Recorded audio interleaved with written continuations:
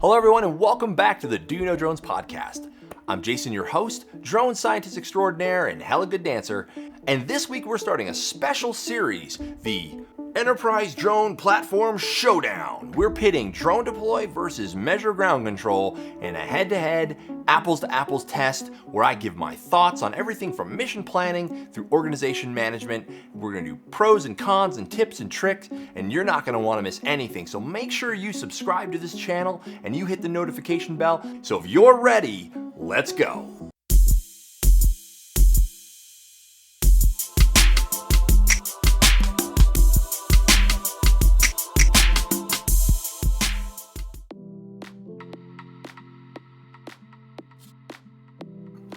All right, so let's get started with Measure Ground Control.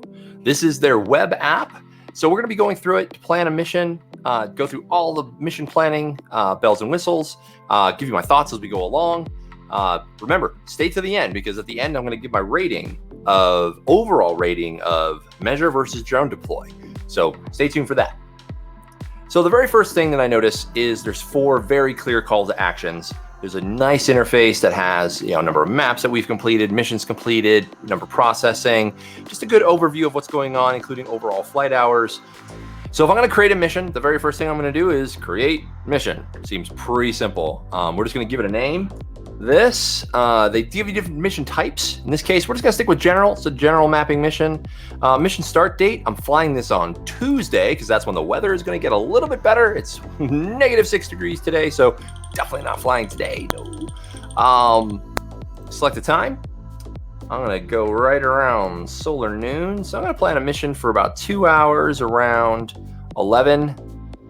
If you've already set up a site in advance, you could use that as well. But in this case, we're just going to look for my neighborhood. And we can select the equipment right here in the enterprise version. You can select what equipment you're going to use. You can select multiple pieces of equipment. You can select multiple or single team members. And right from here, we can check the airspace. So I'm going to go ahead and click check airspace. That is going to bring up air map in a separate tab. It does not pull up my exact location. That's a bit of a bummer. So I'm gonna have to put in the area of interest again. Zoom in. And when I zoom in, I can find the park. All of the Lance grids are there. I can click on the grid that I wanna fly in, which is this one right here. I wanna fly below 300 feet. So I can just click any of these links. This isn't extremely intuitive, but if you've used AirMap before, you know that you can plan this way. You click the link. It'll bring you directly to AirMap in another tab. So now I have 3 tabs open, and now I can click on Plan a Flight. And that opens yet again another tab. Like I said, this experience is slightly disjointed, but if you follow it along, you can still get through it. To plan a mission here, and luckily I don't have to do it again, I can just click the big plus sign.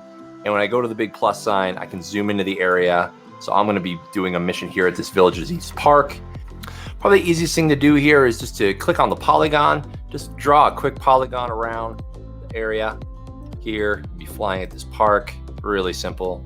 Just give it 4 points, awesome. Set the altitude. The time for this request is going to be the 16th. They do have this neat little wheel, you have to spin the wheel. So in this case, we'll just do it for the same time, 11 o'clock AM, please. PM definitely would not be a good idea. I can set the duration for 2 hours. Pilot already has my name, aircraft. I can add an aircraft if it's pre-set up within AirMap. You'll have to have all this set up in advance. And then you're just gonna go through the regular AirMap questions that you'll go ahead and answer. All of these, expected visibility, maximum speed of flight. All of these are part of the very clear Lance automatic authorization process. And then when you're done, you're just gonna brief the flight plan. It'll give you the weather conditions, 10-mile visibility, everything looks pretty good. It'll be a lot warmer than it is today, even at around 36 degrees. Still, it's gonna be a lot warmer. And then from here, very quickly, just submit the flight plan. And I did just get a text to my phone that stated that the authorization was approved. So that is the workflow to get authorized through Measure Ground Control. Let's go through the rest.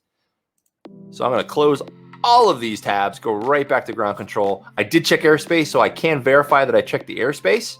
I can also upload files. That's kind of nice if there's specs or statement of work, or directions or notes. I can leave all of this here, including the mission, so it's all together. That is kind of a nice feature. And then we just create mission. And right from here, you can drill into them by clicking on the name. So now you have more information. Once again, these missions are kind of projects, and all the information from the project. And we'll see this again when we do drone deploy. All the information for the project, the data, the notes, the documents, everything's in one page, and that is very helpful. That I can see kind of an overview map that the airspace is verified, which I manually had to do. Remember, the pilot, the equipment, the schedule. There's no data products yet. There's no flight plans. I didn't upload any imagery. I'm just in the planning stages. Place for flight logs, comments, documents, and links. So this is good so far. The next place on the web app for measure ground control is I'm going to create a flight plan. Luckily, since it already had the information from the mission, it did zoom me into the area, but not exactly where I wanted to be. So I'll have to zoom over to the park that we want to fly, and then just click start planning here. I can also use an address. If I want to put an address in, that's fine, or obviously a lat long. But start planning here, that'll put an automatic box in your screen. That box is not movable at this point, so you have to start with the vertices. So I'm gonna zoom in just a little bit, and you can take the vertices and you can click them. I'm just gonna click them to the corners of the park. You'll notice the flight direction is not changing. This is something that you have complete control over, and you can change. Obviously, we're not gonna fly over any streets, and we're gonna do this at a time when there's not gonna be any people in the park, or very few people in the park, if any. It gives it an automatic flight plan name, but you can give it a specialized name if that's what you want to do. It does have a mission assignment, so you can assign it to different missions. If you had other missions, you can certainly have multiple flight plans to multiple missions. You're going to set the drone camera. In this case, we're using the Mavic 2 Pro. We're going to use the standard 75-75 front and side lap, altitude 400 feet. It'll recommend a speed. We can fly this faster if we want. I think we certainly can. So I'm going to do it at 12 miles an hour. And notice I'm going to need to change the flight direction. So to change the flight direction, I can do this two different ways. I can use a slider, which that works. Or if I want to be more precise and just put in 90 degrees, I can do that. So that is what I'll do.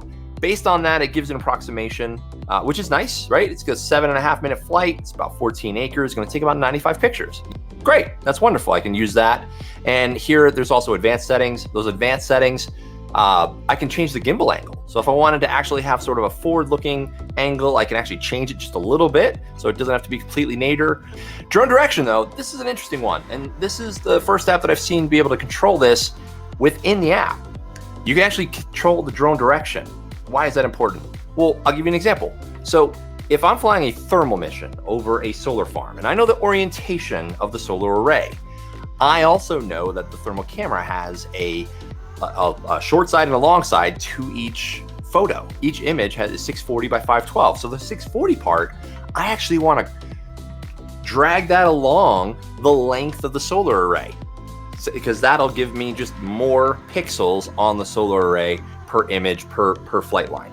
So the way we do that here is I actually want the drone to be pointing perpendicular to the flight line, so it'll be crabbing along the flight line, collecting that thermal imagery.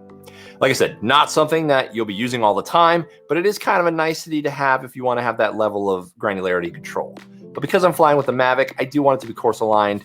You can do it perpendicular, you certainly can, and your drone will fly sideways. But this way, I'll just kind of do it this way. This works out nicely. You can also set the end-of-flight behavior, hover or return home. You can make a crosshatch flight, and you can switch the starting points. Notice starting point switching, starting from the southeast and ending in the northeast, or I can just switch them. In this case, I live closer this way, so I'm gonna start down here. And then we save, and that's it. See, now it directs us back to the mission. And now we can see that a flight plan has indeed been added. And you can make multiple flight plans for any mission. You can, with different drones, with different, all of this stuff, you can plan all one. If you're flying multiple pieces of equipment on multiple days, you can do all of this planning right here. So this is actually really, really nice. But we're gonna stop here because now we're gonna transition to the web application of DroneDeploy.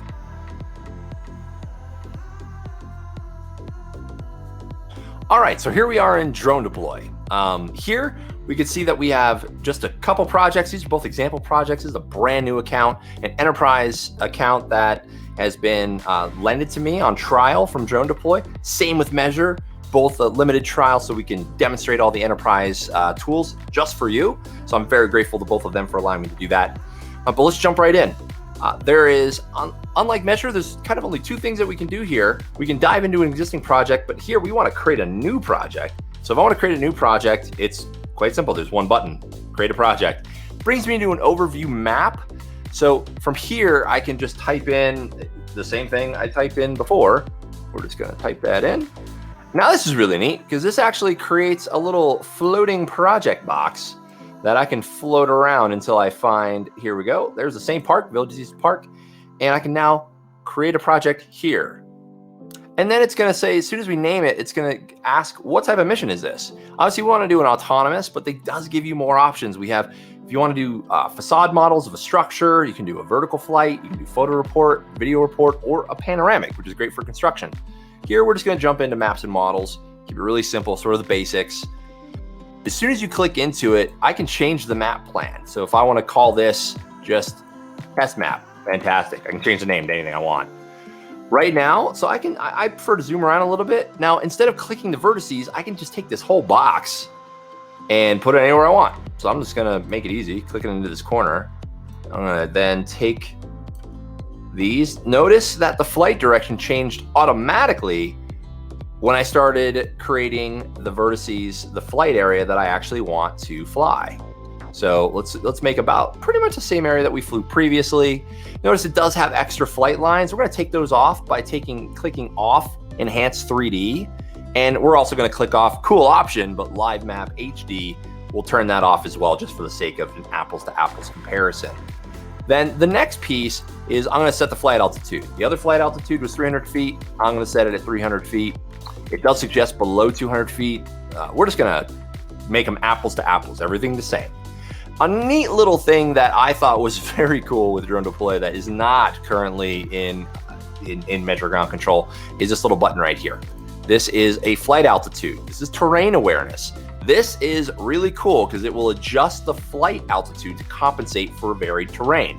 So if I had a slightly or drastically upsloping terrain in my area of interest, which is very common here in Colorado, I can just click this on and it will automatically change the relative altitude of the aircraft as it flies along the flight line. And that's amazing. That'll maintain the same ground sample distance over the entire area of interest, which is very important for mapping.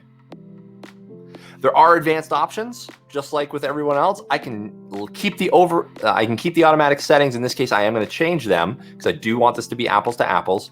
So instead of the side lap being 65, I am going to set it to 75. It does have a good flight direction. I'm going to fly it a little bit slower. I'm going to fly it at 12, just like the other one. So like I said, I really want these to be apples to apples. And I can also change the starting waypoint. So I can change them to any waypoint that I want. There's 13 waypoints in this mission, and I can change them to any of those waypoints that I want to change them to. Let's go ahead and plan the airspace for this mission. I'm gonna click this button. So I'm gonna check the airspace. Notice I stayed within the same window. It pulled up a window. It automatically pulled up of my area of interest. And then from here, I can just click the area of interest and it will tell me I am in controlled airspace, and it will tell me my max ceiling based on the Lance grid cells that are in the Lance database. So this is just a quick check. I can change the map. I can put radar, wind speed. There's a lot of really cool, I can play through. That's actually pretty nice. I can play through the wind speeds. I can play through weather. I can change the date on that. Just a useful planning tool. Definitely a bit more robust. So from there, I can see that I will need to request Lance for this AOI. So that is going to open up a new window. This new window is going to have a new flight plan. It's going to have the same area of interest. The flight ID, it's going to pull in the altitude, pull in part 107. It's going to pull in it's going to ask for a flight date. In this case, we're flying it on the 16th. So we'll have to set the departure date. In this case, we're flying on Tuesday. The departure time, let's go ahead and make it 10 o'clock and we're going to change the time zone to MST. So it's not 3 o'clock in the morning. We're going to start at 10 a.m. and we're going to make this, let's go ahead and just put like, open up the window until about 3 o'clock.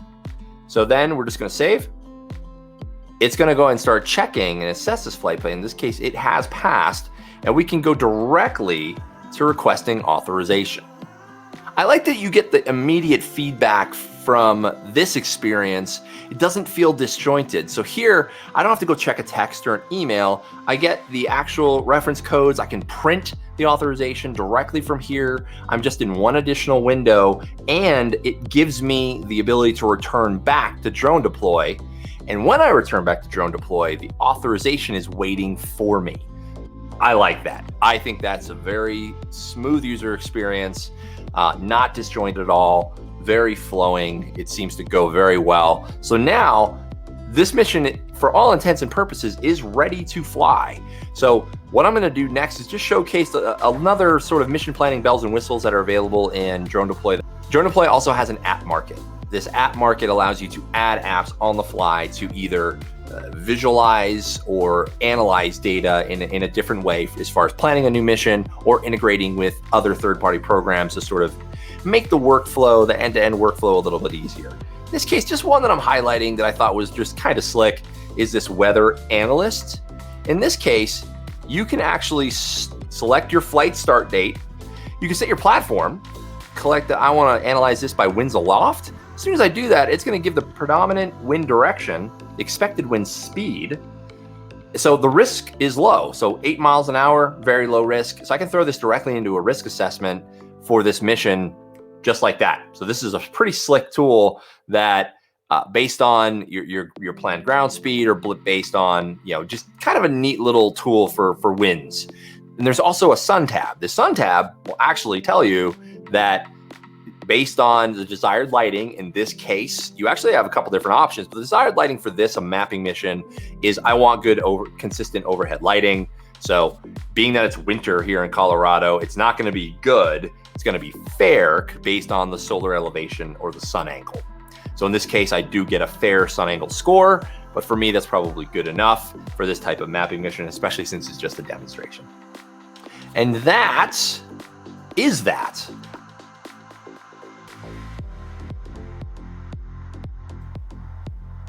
All right, let's dive into the app. Let's start with measure ground control, flight plans, airspace map, fly. Let's go and pull up flight plans.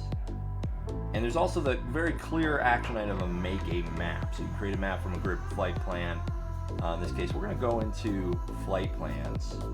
And then there's two different types of flight plans you can choose. There's grid or there's waypoint. You can also upload a KML. Brings up a regular map interface and also brings up sort of the location where we are now, which is also helpful because if I'm in the field and I'm planning this, it makes it easy to plan a mission.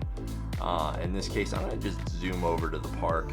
I can now go to next. I can then set all of the settings again. I can change any of the ones that I want to change. Let's say I want to make it fly a little bit faster. There we go. Make it fly a little bit faster, 300 feet. All the advanced options are there. So that's helpful. I can also change the starting row. If I don't want it to start in a corner, I can start somewhere else. So that's also very helpful. And I can save the flight.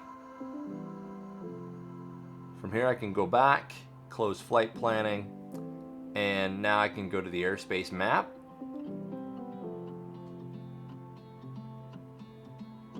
So this is going to drive me in directly to where I am currently.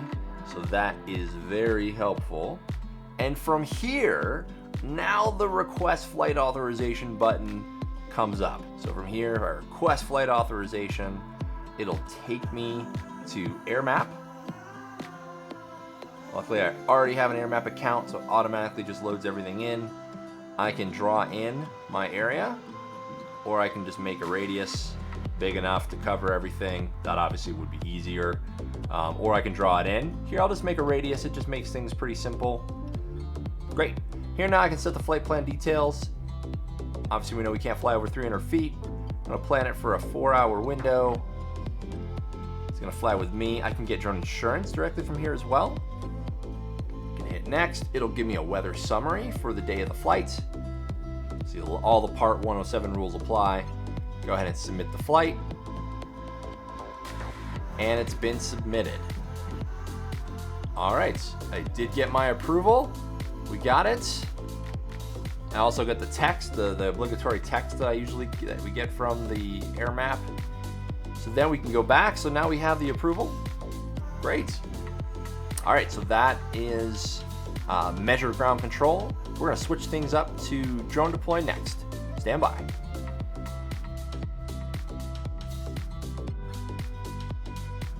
All right, now we're gonna try this in the DroneDeploy app. Let's go ahead and just plan a new mission. New project.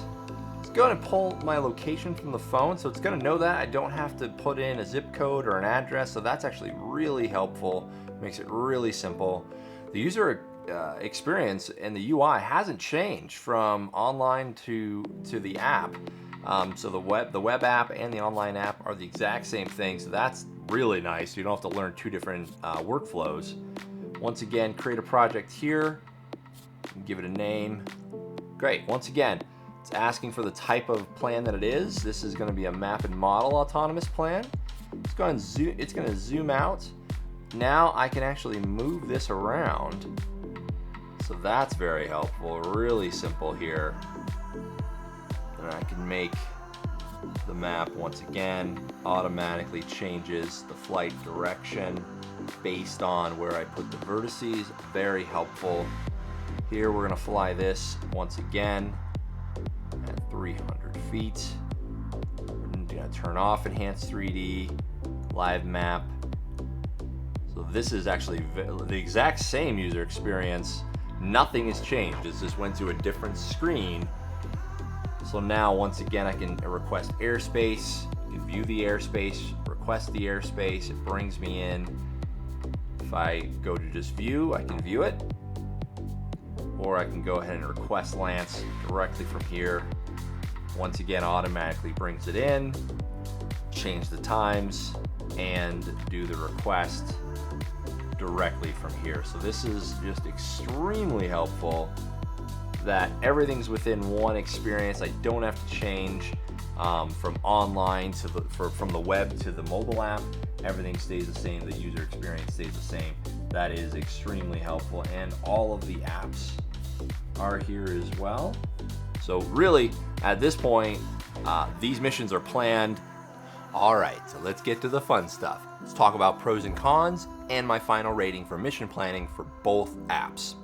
Let's start with Measure Ground Control. What did I like about Measure Ground Control? The pros, the calendar view, the ability to assign drones, equipment, documents, links, all in that mission, very helpful. What didn't I like? I didn't like that it was waypoint or grid only.